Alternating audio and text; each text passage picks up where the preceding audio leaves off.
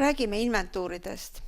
Aeg-ajalt on vaja programmis laoseise kontrollida ja saada õigeks.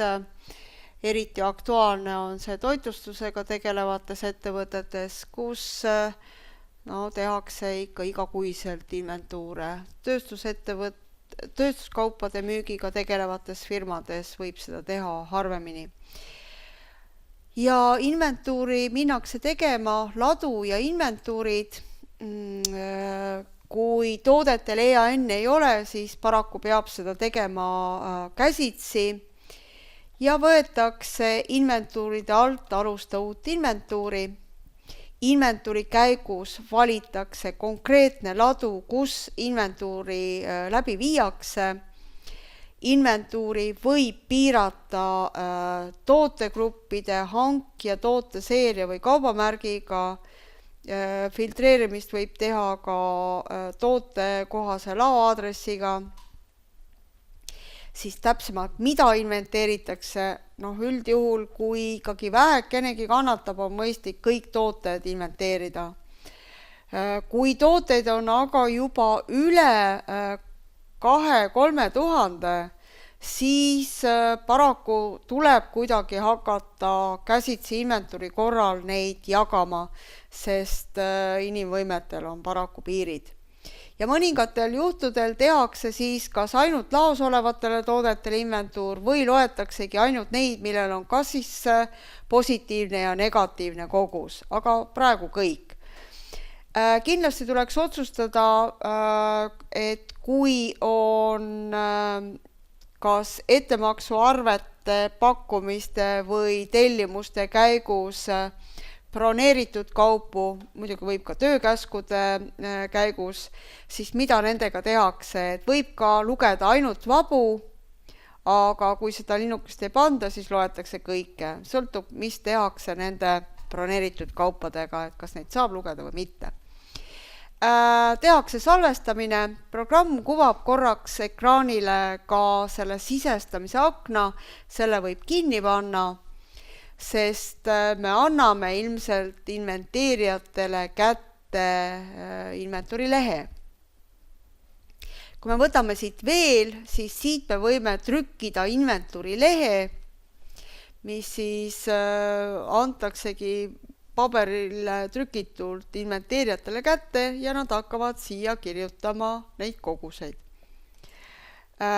On võimalik ka teha sellest CSV fail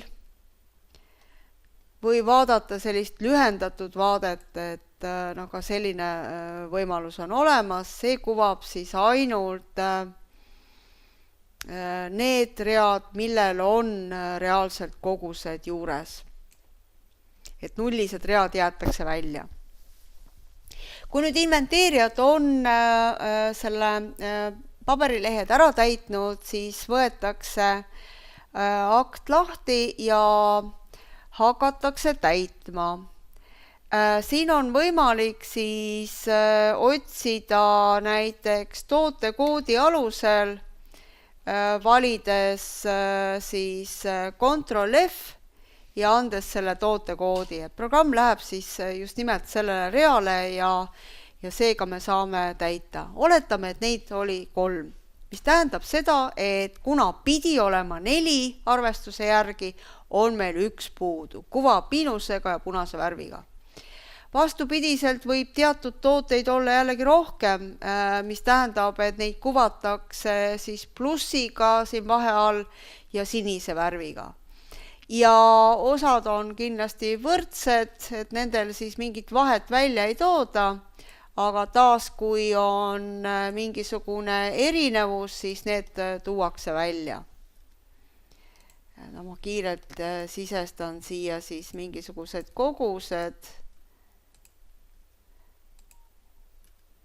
et me saaksime realistlikuma seisu siis.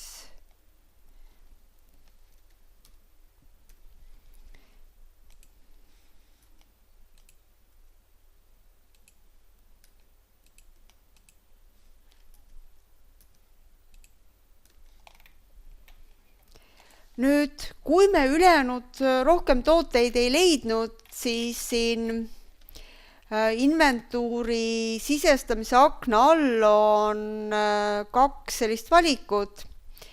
Kui ma ütlen sisesta ülejäänud toodetele laokogused, mis on vaikimisi, siis seesama kogus, mis ta näitab, et laos on, lisatakse siia loetud kohale. No, pole väga mõistlik.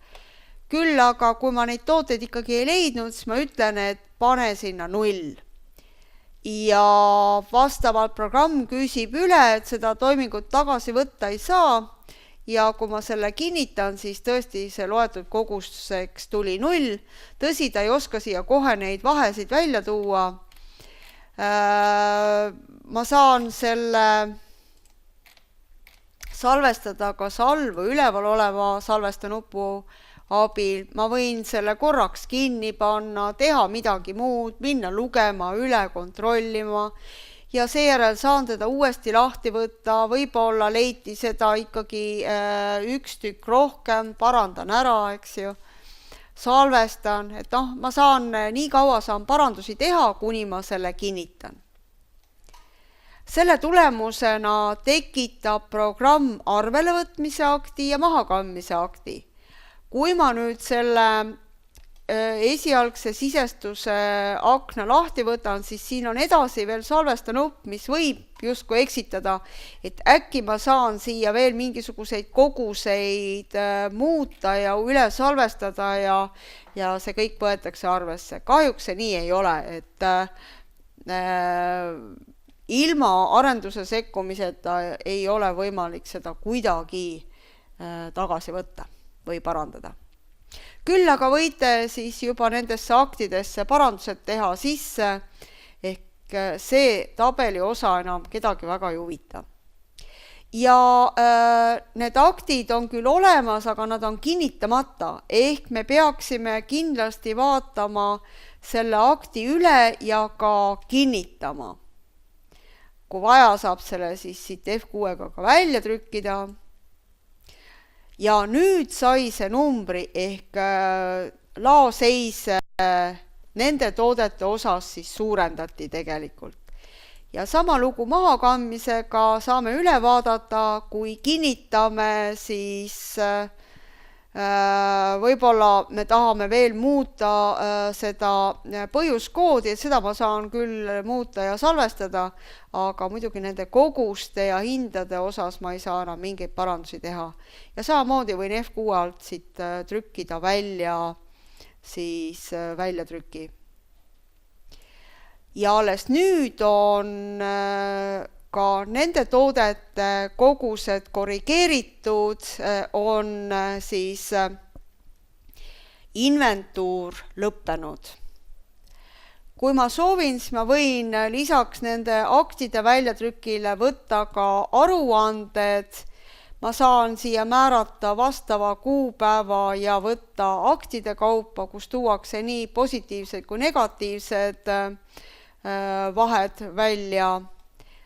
Võin võtta ainult üleolevad või puuduvad kaubad välja. Ctrl+P-ga või trükikäsuga on võimalik need välja trükkida siis. Ja sellega on käsitsi tehtav inventuur lõppenud.